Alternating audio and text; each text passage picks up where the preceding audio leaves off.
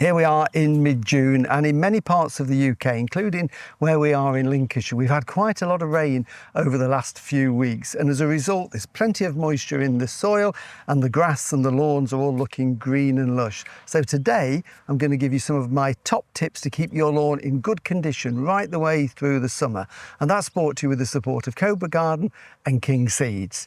Now, the bit of lawn that we're standing on was in a real poor state just a matter of months ago. Back in March and April, this piece of the lawn was really bad. You couldn't see any grass on it really. It was just a cushion of moss, several inches thick, despite the fact that this faces southwest, so it gets lots of sun. But unfortunately, the thick layer of moss was completely smothering the grass. So we controlled it, raked it all out, we scarified it, got rid of the moss.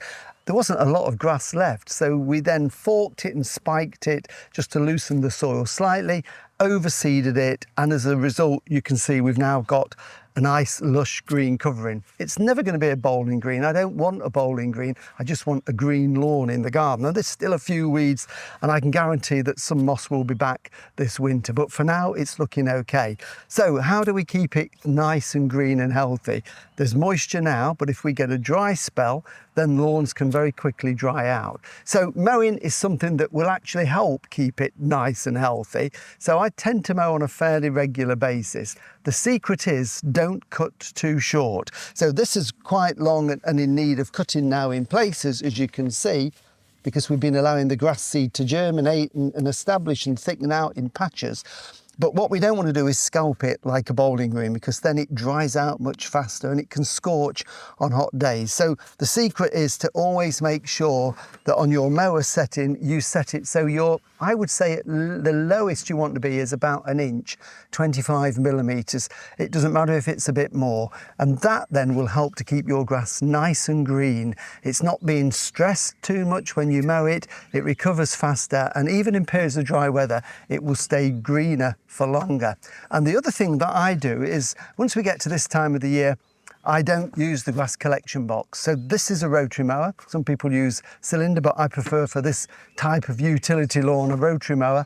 I don't use the grass collection box. What I use instead is, in the back here, there is a mulch plug.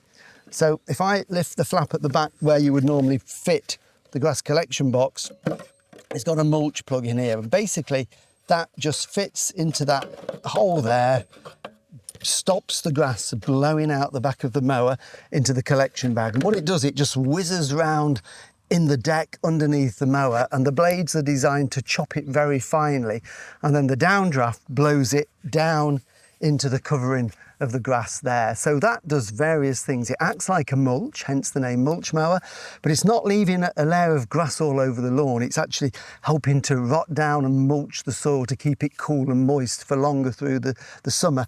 But also the nitrogen in those leaves is then recycled, and that goes back into the soil. So you're actually mulching your lawn to keep the soil in good condition, but you're feeding at the same time, little and often.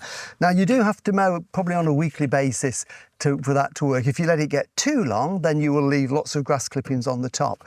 The idea is when you're mulching, ideally, you shouldn't see any grass clippings on the top at all.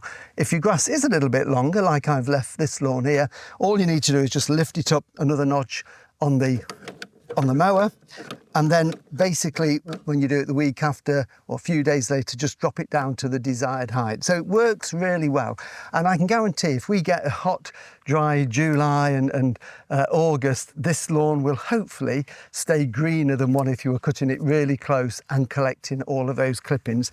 So just to show you how the mulch works, so there's no grass collection here. You can see it's quite long there. So I'm just going to go along and see how it does it.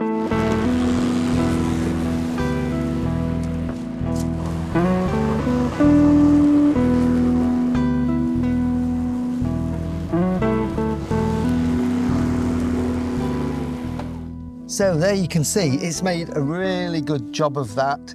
mulching that in. There are the odd little bits of grass clippings on the surface, but it is a bit long and clumpy in places. If you're doing it on a weekly basis, that won't happen. If it does happen, if your lawn gets a little bit long, just mow it twice, maybe the second time in the opposite direction, but then it will really thicken it up, keep it green.